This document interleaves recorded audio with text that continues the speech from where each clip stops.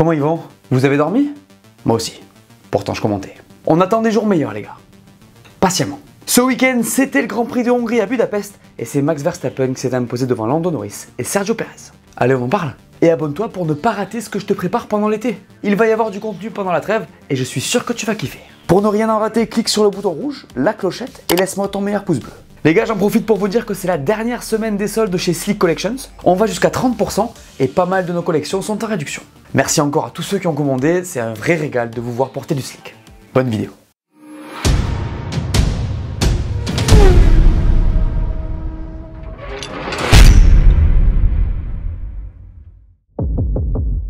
Ma note pour ce Grand Prix de Hongrie, c'est 2 sur 5.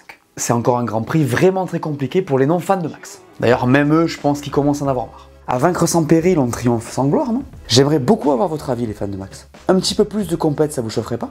Dites-moi en commentaire. Une course quand même intéressante au niveau stratégie, mais c'était quand même très rompiche, et c'est pas vraiment ce dont on a besoin. J'ai mis un point de plus grâce à la qualif d'ailleurs. Sans ça, c'était 1 sur 5. Avec le nouveau système, on a réussi à faire galérer les gros. On a vu des surprises, mais bon, impossible de compenser un dimanche de sieste juste avec ça. Comme d'hab, donnez-moi votre note en commentaire, mais perso, malgré le fait que je commentais, j'ai souffert. Jetons maintenant un œil à ce classement. Max Verstappen vainqueur devant Lando Norris et Sergio Perez. Lewis Hamilton P4, 3 places de perdu. Oscar Piastri devance George Russell. La Ferrari de Leclerc est P7. Carlos Sainz devance Fernando Alonso. Et c'est Lance Stroll qui complète ce top 10. Et à la fin, c'est toujours lui qui gagne. Max Verstappen au Grand Prix de Hongrie, c'est pareil qu'ailleurs. Ça fait victoire. La 9e en 11 courses, c'est diabolique. La 12e de suite pour Red Bull, c'est historique. Et oui, les Autrichiens battent le record de McLaren 88, ce qui n'est pas une bonne nouvelle pour le spectacle, mais qui doit être souligné. En fait, la différence entre les écuries, c'est que l'une l'a fait avec 2 pilotes, en Prost et Senna, alors que l'autre le fait presque avec un seul. Donc Checo Pérez. Max, bien entendu. En dehors de dimanche, ça n'a pas été si simple pour Maxou. Par ailleurs, un vendredi galère, un samedi à tirer la tronche, pas de Paul, pas de sourire, on a compris. Max allait donc tirer le parquet. Mais bon, pour lui, Paul ou pas, c'est la même chose. Je pense qu'on l'a bien compris. Il a pu dérouler sa course tranquillement en se mettant dans les meilleures dispositions pneumatiques. Pas de safety car pour le perturber cette semaine, donc rien à signaler. Il était encore au-dessus et signe donc sa 44e victoire en carrière, dédicace à Lewis. Vous l'aurez remarqué, Max n'était pas seul sur le podium puisqu'il était accompagné de son acolyte Sergio Perez, qui lui aussi a fait une belle course. Il aurait dû être dans les tops, je le mets ici. Y a pas de règle ici, y a un problème? Une belle remontada qui plus est sur un circuit où il est difficile de doubler, ce qui sera important aux yeux de ses patrons. Après, vous me répondrez qu'il crache la voiture au bout de 4 minutes vendredi et qu'il se qualifie P9. Et vous aurez raison, tout est loin d'être rose pour Sergio. Vous pourrez aussi me dire que c'est normal qu'il finisse 3, et je vous répondrai que c'est presque un minimum vu la voiture qu'il a. On ne rentrera pas dans cette discussion maintenant. Le fait est qu'il a sauvé les meubles notre ami Checo, et que c'est bien de le voir avec Max le jour où il bat ce record. On peut donc tirer des conclusions sur McLaren. Autriche Silverstone Budapest, c'est bon non? 3 et 4 sur la grille 2 fois de suite. Une deuxième P2 d'affilée avec Norris? On peut dire qu'ils ont confirmé, non? Je veux bien que cette année ça bouge vite dans le top 5, mais là ils ont délivré. Quel progrès franchement! Je suis sidéré. Alors attention, on ne challenge pas Red Bull. Comme Norris le dit très bien, ces gars sont toujours dans leur propre galaxie. Max lui met 33 secondes sans problème, on va pas s'exciter. Mais sur un circuit comme celui-là qui ne leur va pas sur le papier, faire ce résultat-là, c'est juste incroyable. Je vous rappelle que la McLaren, à la base, dans les virages lents, c'est une catastrophe. Bon, alors il y a des choses à dire, c'était pas une course facile. Les pilotes se sont battus toute la course. C'était pas optimal niveau dégradation, mais quel week-end encore une fois. D'ailleurs, il y a un truc qui m'a particulièrement marqué ce week-end, vous me direz ce que vous en pensez, c'est leurs arrêts au stand. Sur une journée comme celle-là où il y a eu tant d'erreurs, ils étaient réglés comme du papier à musique. Des arrêts de 2 secondes au KLM, comme s'ils étaient devant depuis longtemps. Franchement, merci à eux pour le boulot parce que ça fait du bien de les voir là. Côté pilote, encore une fois, le duo fonctionne très bien. Norris fait une course remarquable et un tour de sortie juste incroyable pour passer devant Piastri. D'ailleurs, on peut se demander pourquoi ils l'ont arrêté en premier alors qu'il était derrière, même si son rythme global leur a donné raison. Bref, il a encore cassé la baraque, mais pas que, puisqu'il a pété le trophée de Max sur le podium. Vous irez voir les images. En parlant d'Oscar, je suis bluffé par son boulot, franchement. P2, une bonne partie de la course, il a encore fait une qualif et un départ excellent. Et en vrai, sa P5 est mal payée. Après, c'est vrai qu'il a beaucoup souffert sur la gestion des pneus. Et oui, son premier relais était très bon, mais les 2 suivants l'ont vu perdre en perf. En tout cas, il était loin de Norris. D'ailleurs, il a ajouté qu'il avait un peu de mal au niveau physique. Écoutez, c'est intéressant. C'était difficile, il y avait beaucoup de virages, certains rapides, donc mon cou souffrait un peu. Avec la chaleur, c'était difficile, c'est un tour assez court, il y a beaucoup de virages, peu de lignes droites, et 70 tours. Donc c'est une course difficile, et quand vous regardez derrière et que vous voyez une Red Bull et une Mercedes qui reviennent sur vous, c'est pas le meilleur feeling. Mais bon, je ne suis pas détruit, et c'est une bonne motivation pour la suite de la saison. Possible que son premier podium arrive très vite. Merco est dans les tops de ce Grand Prix, bien évidemment. Alors c'est pas non plus le week-end de l'année, hein. C'est solide, il y a le coup d'éclat du samedi, mais ça bloque un peu quand même. Après ils méritent leur place parce que franchement ils ont été bons. Attends d'abord, cette pole de Lewis là, elle vous a pas fait quelque chose? Perso, ça m'a fait du bien de voir un peu d'émotion. La dernière, c'était l'Arabie Saoudite 2021 pour lui. Je sais pas vous, mais j'ai eu l'impression de faire un bond dans le passé. Heureusement qu'on a eu ça ce week-end. La numéro 104, le record de pole sur un circuit, on parle pas de n'importe quoi. Dommage qu'il n'ait pas eu la perf pour challenger ses concurrents le dimanche. Lewis, il fait P1 à P4 en un tour et s'il se bat pour le podium, on a quand même vu les limites de cette voiture. En rythme de course, il y a eu des moments où c'était pas mal, mais impossible de matcher Norris, et je parle même pas des Red Bull. Il l'a dit, l'équilibre de sa voiture était horrible sur le premier relais, et si ça s'est amélioré avec moins d'essence, c'était pas non plus incroyable. Du côté de Russell, on a fait un vrai travail pour rattraper la galère de la veille. P18 à P6, ça se souligne, surtout quand tu passes deux Ferrari qui partaient loin devant toi. Il y a eu du gros job de la part de la stratégie et du pilote. Je vous rappelle qu'il part en dur et fait un premier stint qui lui permet ensuite de s'offrir des opportunités. Après, c'est vrai que George cale un peu depuis qu'on a introduit les nouveautés de la Mercedes. Il y a souvent des petits accros de son côté et il va falloir qu'il se remette dedans. Donc c'était pas évident, mais on a bien optimisé chez Merco. J'ai presque envie de vous dire comme d'habitude depuis 2 ans. Ah, la bouffée d'air frais. Daniel Ricciardo, les gars. Heureusement qu'il était là lui aussi. Qui n'est pas content de le voir performer comme ça sur son retour? Je vous pose la question. Je pense qu'on peut lui tirer notre chapeau.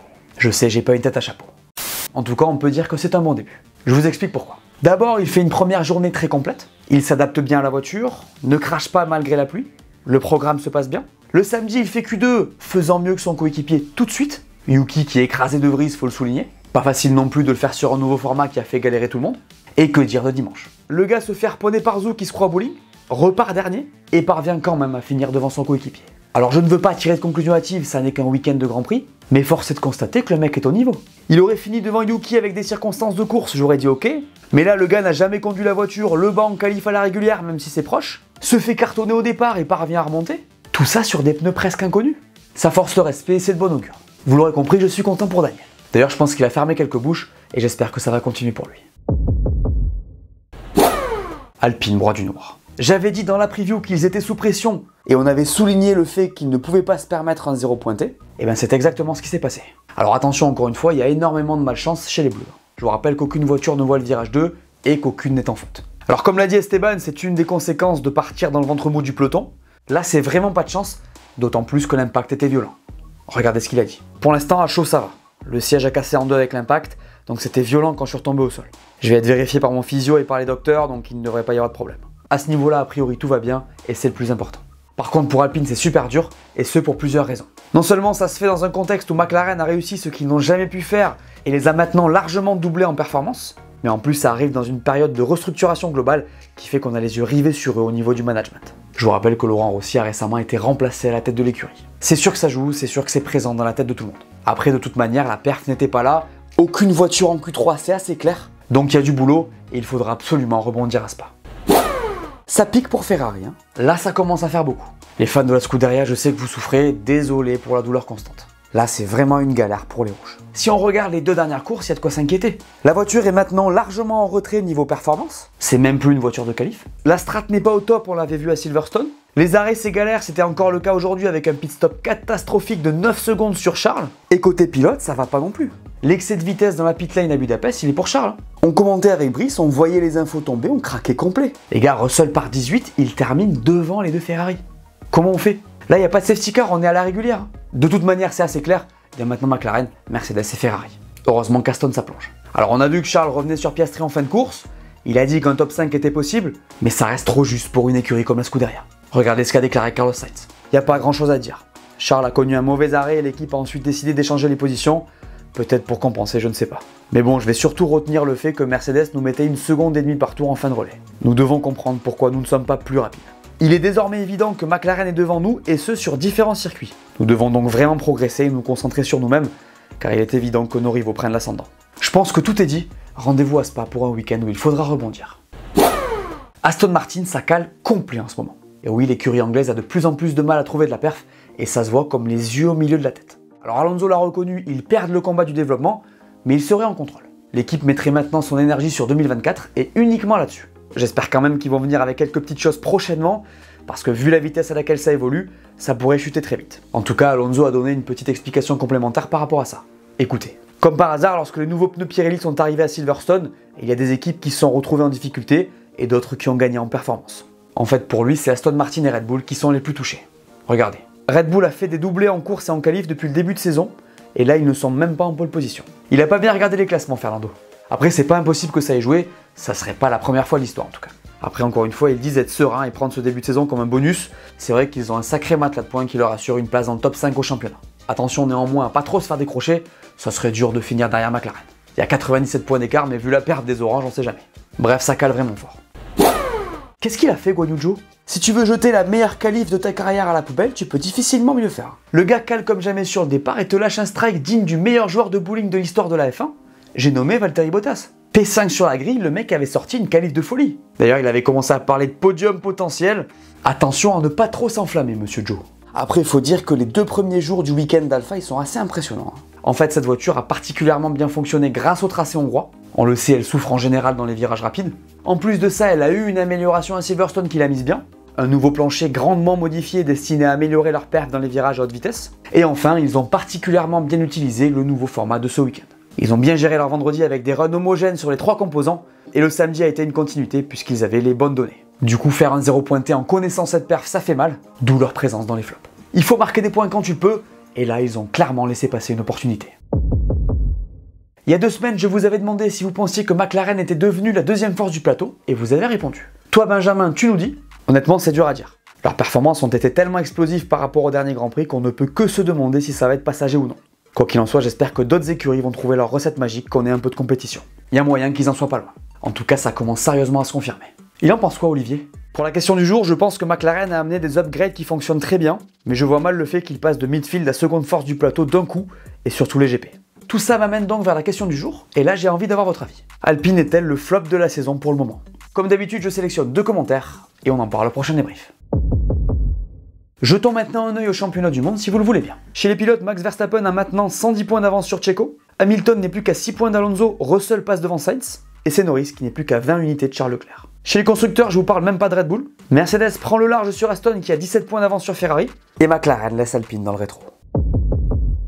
La suite les gars, c'est dès le week-end prochain et c'est en Belgique. Cette année, c'est avant la trêve, ce qui est assez spécial. Moi j'y vais pas, mais ceux qui y vont, vous allez vous régaler. On est sur un des plus beaux circuits du monde, faut le dire, on est chanceux. On s'en parle dans la preview. Voilà, merci à tous de m'avoir écouté, j'espère que cette vidéo vous a plu, laissez-moi un pouce bleu, dites-moi en commentaire ce que vous avez pensé de ce Grand Prix. N'oubliez pas la question du jour et d'aller voir mes dernières vidéos que vous n'auriez pas vues. Dites-moi tout, et on s'abonne. Allez, ciao!